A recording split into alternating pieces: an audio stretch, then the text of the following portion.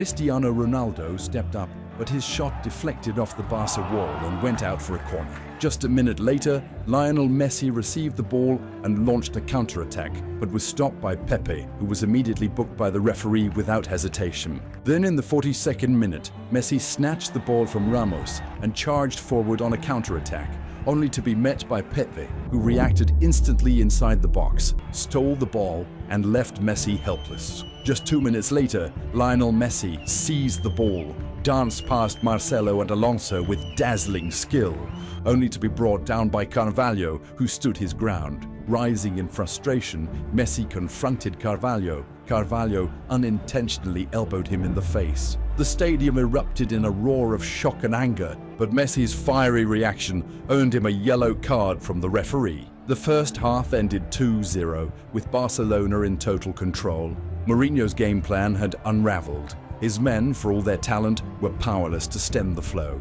As the second half began, Mourinho needed invention, but the magic was already lost. In the 51st minute, Xabi Alonso was shown a yellow card for bringing down Busquets from behind, and tensions on the pitch were beginning to boil over. Then came the moment of genius. In the 55th minute, Messi, demonstrating why he was the undisputed best player on the planet, played a perfectly weighted through ball to Villa. Timing, pace, and execution all converged as Villa sprinted onto the ball and slotted it past Casillas. 3-0. In just over half an hour, the Camp Nou had witnessed a masterclass in positional genius. Real Madrid had no idea what they were doing. They were completely lost, drowning under Barcelona's relentless waves. Then just 2 minutes later, Messi picked up the ball in the middle of the pitch after the referee played the advantage, glided past Carvalho and Khedira as if they weren't even there,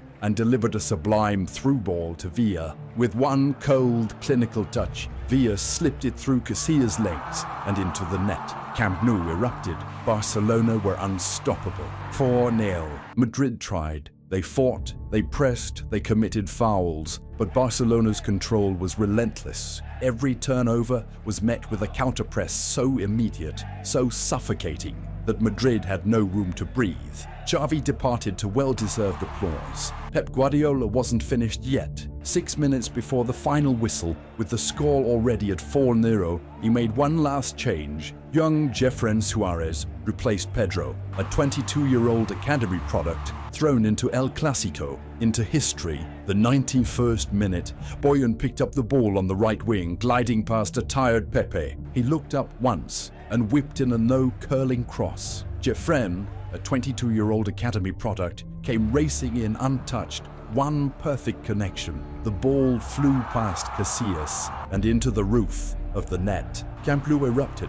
98,000 voices roared in unison, but it wasn't just noise, it was symbolism. Across the stands, tens of thousands of Barcelona fans raised their hands high, 5 fingers spread wide. A gesture etched into El Clásico folklore. Gerard Piqué raised his hand, 5 fingers to the crowd, and the infamous Manita was immortalized. 5 goals, no reply. And yet, it wasn't over. Seconds later, frustration boiled over. Sergio Ramos lunged recklessly into Messi's sparking chaos. Puyol was shoved, Xavi was dragged, benches cleared. Ramos was shown a straight red, but none of that mattered anymore. And when the final whistle blew, destiny was fulfilled, and Pep Guardiola had his revenge. The scoreboard told a story the world would never forget. Barcelona 5, Real Madrid 0. Jose Mourinho stood frozen. The special one had no answers, no miracles, no way back. Is Real Madrid,